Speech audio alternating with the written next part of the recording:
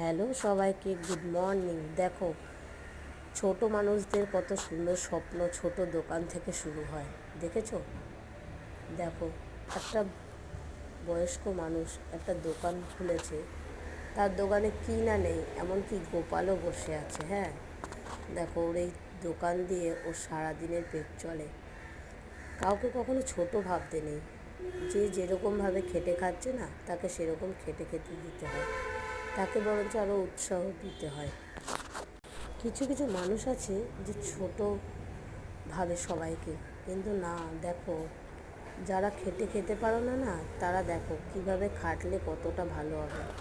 হ্যাঁ, আর দেখো, এখন রাস্তাটা, সকালবেলার রাস্তাটা দেখো পুরো খালি, কিছুক্ষণ বাদে দেখবে পুরো ভরে যাবে।